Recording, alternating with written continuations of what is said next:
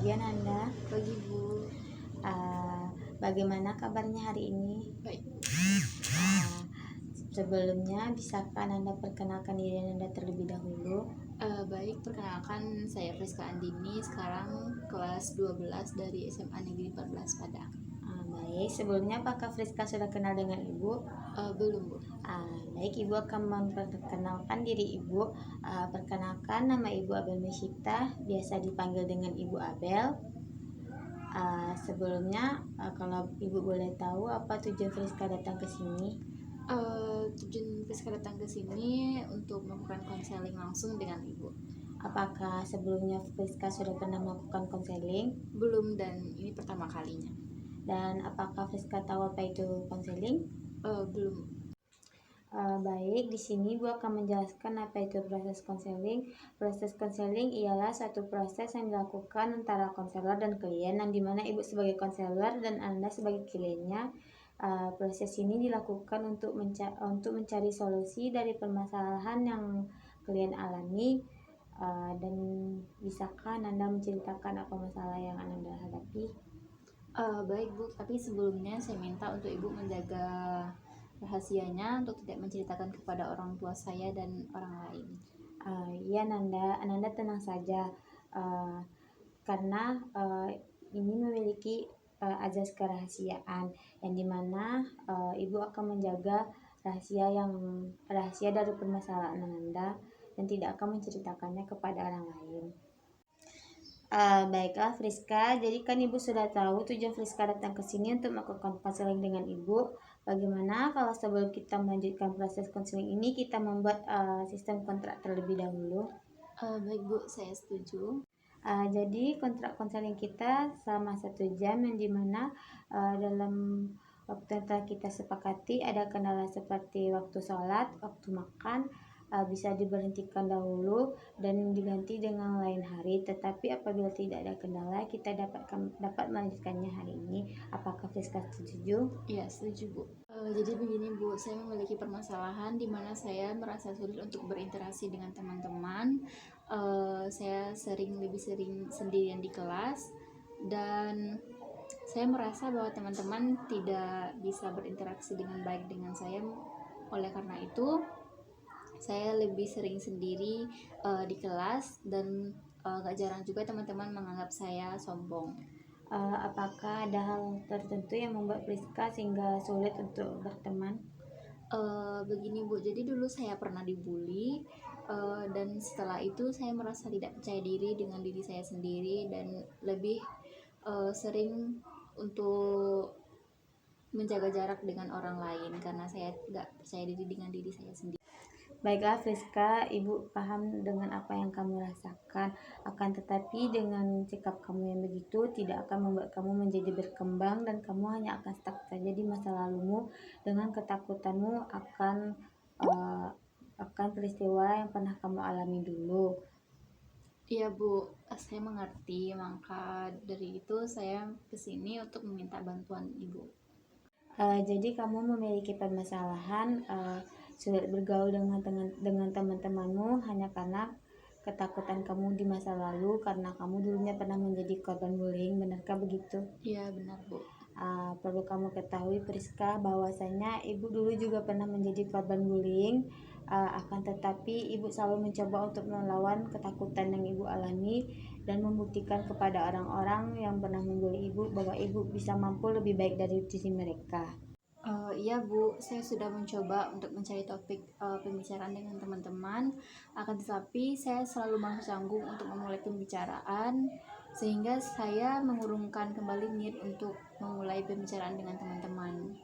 Baiklah, bagaimana jika kita mulai dengan mencari minat atau hobi yang kamu sukai? Dengan begitu, itu akan menjadi salah satu cara bagi Friska untuk mendekatkan diri kepada teman-teman. Ya Bu, kebetulan saya suka bernyanyi dan juga senang membaca. Kamu bisa dengan mengajak teman-temanmu untuk bernyanyi bersama atau berdiskusi tentang buku yang kamu sukai. Dengan begitu, kamu akan lebih mudah untuk mendekatkan diri kepada teman-temanmu. Iya Bu, saya ingin mencoba saran yang Ibu berikan, akan tetapi saya masih merasa takut untuk memulai pembicaraan dengan teman-teman karena saya merasa bahwa mereka akan berpikiran negatif tentang saya.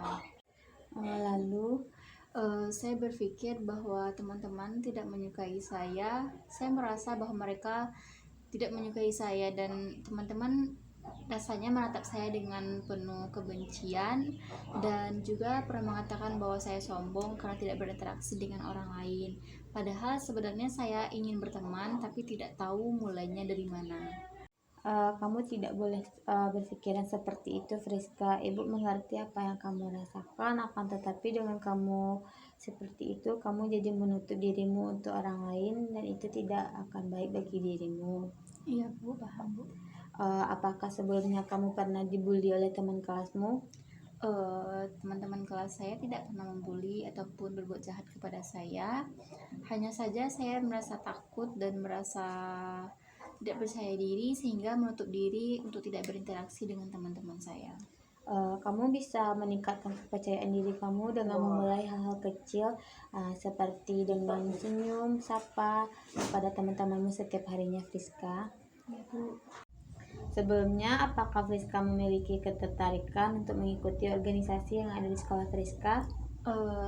Kalau untuk ikut organisasi, sempat ada keinginan saya untuk ikut organisasi, karena ada salah satu teman dekat saya yang bilang kalau untuk ikut organisasi itu bisa membantu untuk meningkatkan kepercayaan diri dan berbicara dengan orang banyak. Akan tetapi saya masih belum menemukan niat yang besar dan masih tidak percaya diri untuk memulainya.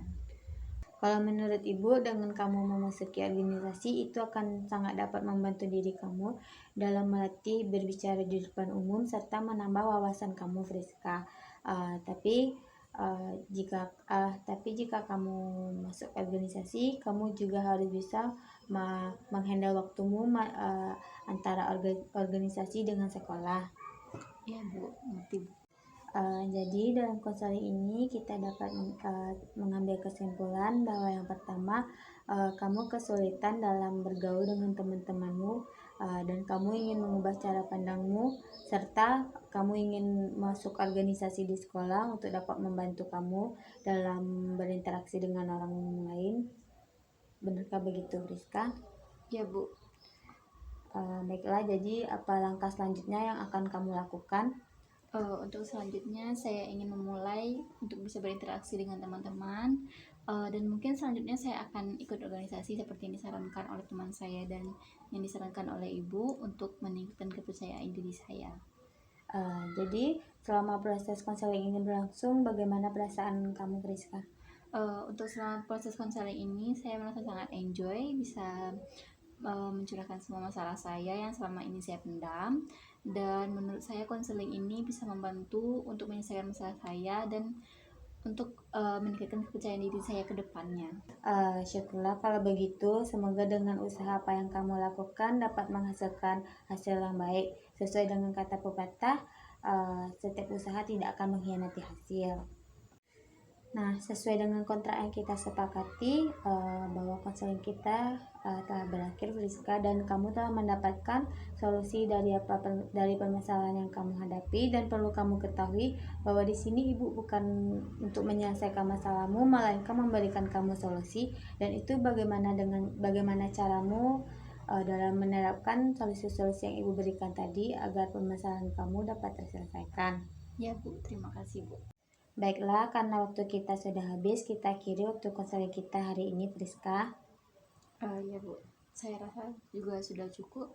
Apakah masih ada yang ingin kamu sampaikan lagi kepada Ibu? Terima kasih. Baiklah, kalau begitu Ibu ucapkan terima kasih kepada kamu, Friska, karena kamu telah mempercayai Ibu untuk menceritakan permasalahan yang kamu hadapi, dan Ibu akan menjaga permasalahan kamu. Ya Bu, sama-sama. Saya juga ingin mengucapkan terima kasih karena berkonsultasi dengan Ibu dapat memberikan saya solusi dari permasalahan yang saya alami, dan kedepannya saya ingin menyelesaikan masalah tersebut dengan solusi yang sudah Ibu berikan. Baiklah, kita tutup proses konseling hari ini.